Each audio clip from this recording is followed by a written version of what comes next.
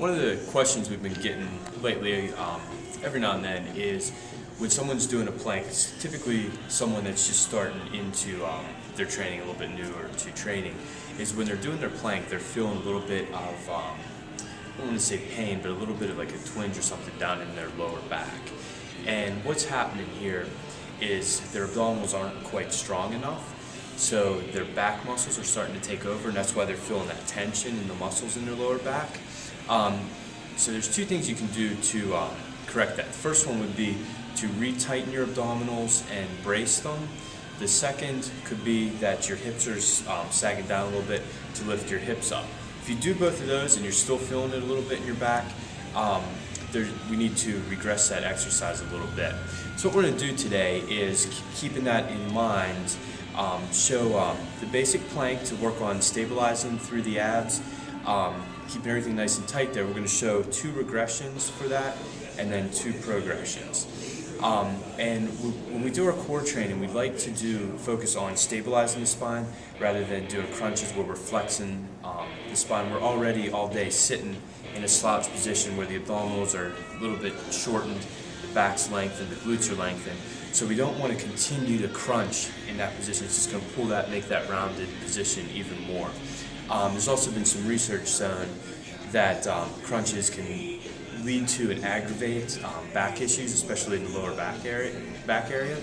So we want to try to stay away from that because the majority of the population has some type of low back issue going on. So we're going to flip the camera around here, and Tammy's going to show you some of these abdominal exercises, and then I'm going to explain them as we go.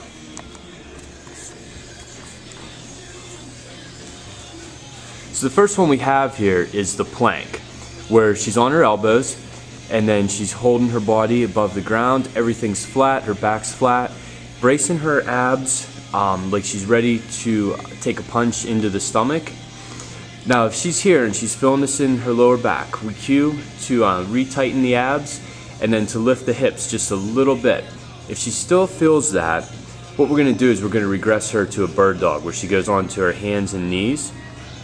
Now, from here, what she's going to do is she's going to reach out with her right arm and left leg, hold for a second, come back down, and then alternate to the other side. As we're doing this, we want to make sure there's no flexion in the lumbar region, and there isn't. Everything's nice and flat. If she's still feeling this here, what we're going to do is take her to an abdominal draw in. And this is in the case with someone that's had maybe a C-section or some abdominal surgeries where they've cut the abdominal muscles, and so they're really weak and not quite working right, so the back muscles are really taking over in this case. So what she's doing here is she has her right hand under her belly button, laying flat on the floor, and what she's going to do is suck her stomach up off her hands and come up, hold that for 2 seconds, and then release. This is really hard to see on the camera here, but just working on pulling that up. And then once you start getting easy, we'll go back to that bird dog and back to the plank. So I'm going to have Tammy go back into the plank, and now we're going to go into some progressions here. First one's going to be a slider plank. She's going to put the sliders on her hands, and then she's going to reach forward with one hand, sliding up 6 to 12 inches, coming back, reaching out with the other, keeping that core nice and tight. If she feels this at all in that lower back, we're going to regress back down to that regular plank. However, if this starts getting easy, what we're going to do is go to a plank with a leg lift alternating the arm. So here we are back on the hands, lifting one arm and one leg. Again, keeping that core nice and tight. We don't want the hips to rotate or lose balance. Good. So we'll probably be working on some of these in your programs if you're one of our members. If you're working out on your own, give them a try.